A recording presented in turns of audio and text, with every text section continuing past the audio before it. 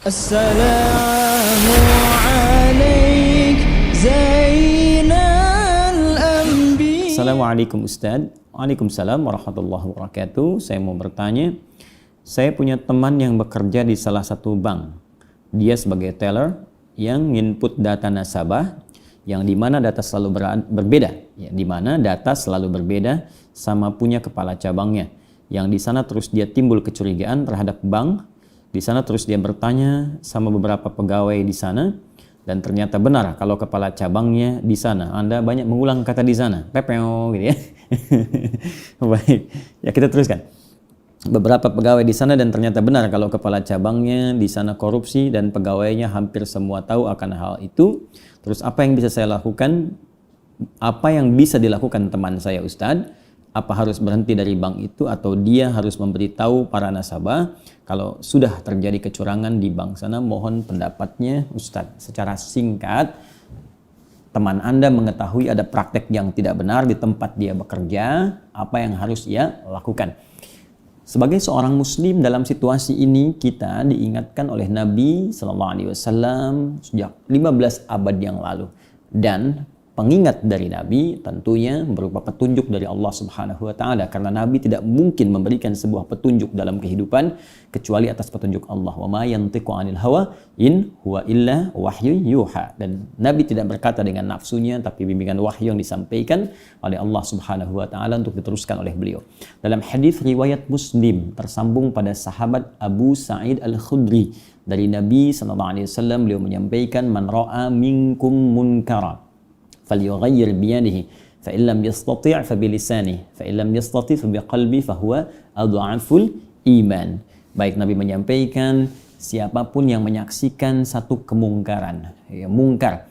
Jadi ada fahsya, ada mungkar. Ya, fahsya keburukan yang lahir lewat syahwat nafsu. Ya, maaf, zina, pornografi, porno aksi, LGBT itu masuk kategori fahsya. Baik, mungkar, keburukan yang muncul dari nafsu perut dan akal.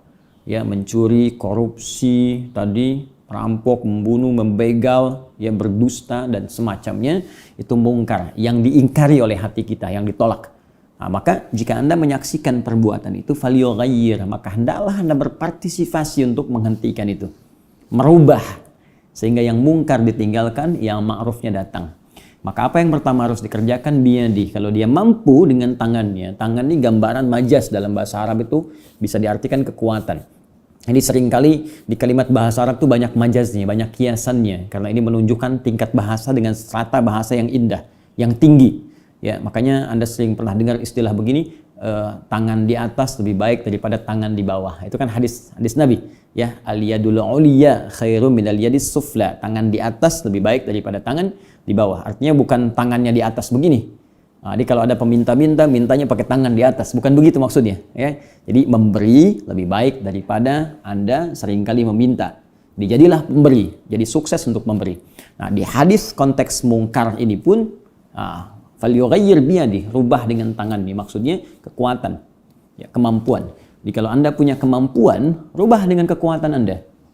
Nah, kalau posisinya bisa melakukan itu. Nah, kalau tak mampu, fabilisani, dengan lisan.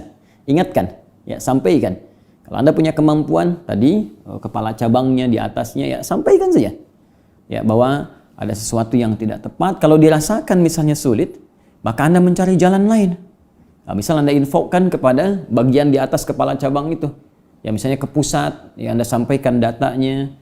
Ya, Anda misalnya samarkan, diteruskan ke pusat, berikan data-datanya untuk dievaluasi, untuk ada misalnya, ya, supervisor dari pusat untuk mengaudit kembali, diaudit, dicek, dilihat apakah ada kejanggalan-kejanggalan atau tidak, dan Anda berpartisipasi sih dalam kebaikan. Karena kalau di tempat Anda bekerja ini, misal kemudian tersebar berita yang tidak baik dan menyebar di masyarakat dan diketahui perilaku itu, bukan sekedar pimpinan cabangnya juga yang akan mendapatkan persoalan, tapi semua bagian-bagian di situ pun akan terkena bagiannya. Bagaimana kalau kemudian ditarik, ya, nasabah menarik semua tabungannya dari situ, tidak ada percaya, maka Anda pun akan dapat bagian keburukannya.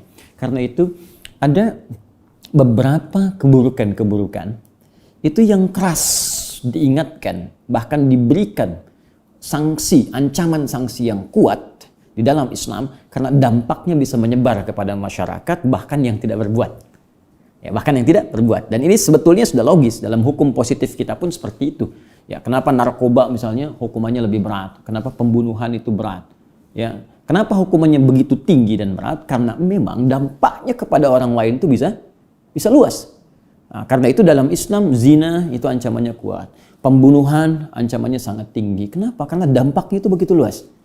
Nah, karena itu bahkan ada beberapa hal-hal tertentu yang ketika dikerjakan itu disebutkan langsung oleh Al-Quran, bahkan oleh hadis Nabi SAW, itu satu orang berbuat yang salah, yang lain bisa kena. Ya, seperti kasus wabah saat ini. Jadi kalau Anda kembali lagi kepada diagram yang pernah saya ajarkan di pertemuan lalu, saya tuliskan info nabinya, sebab wabahnya, sampai penanganannya, sampai tindakan medis, sampai juga macam-macamnya. Ini jelas semua. Apa di antara penyebab wabah itu? Salah satunya ada yang terkait dengan perbuatan-perbuatan buruk yang dilarang. Bahkan di hadis-hadis Nabi banyak. Kata Nabi, kalau sudah fahisyah, perbuatan buruk, ya fahisyah itu kayak zina, gitu kan? Itu sangat dianggap mudah sampai di mana-mana orang melakukannya, itu potensi wabah terjadi. Yang zina 1-2 orang yang kena penyakitnya bisa menular. Ya. Kemudian makan makanan salah konsumsi, makanan yang diharamkan, makanan yang kotor, yang nggak boleh, yang makan 1 orang. Tapi mutasi virusnya itu bisa menyebar. Ya, kalau dengue misalnya, demam berdarah itu dari nyamuk. Ya, nyamuknya gigit, ya, kemudian mutasinya baru dari hewan ke manusia. Ya, ini ada wabah yang ya seperti corona yang kita hadapi sekarang. Ya, dari hewan ke hewan pertama. Kemudian mutasi kedua, hewan ke manusia. Mutasi ketiga, manusia ke manusia. Nah, itu yang sudah semakin parah gitu ya. Karena itu kita berdoa.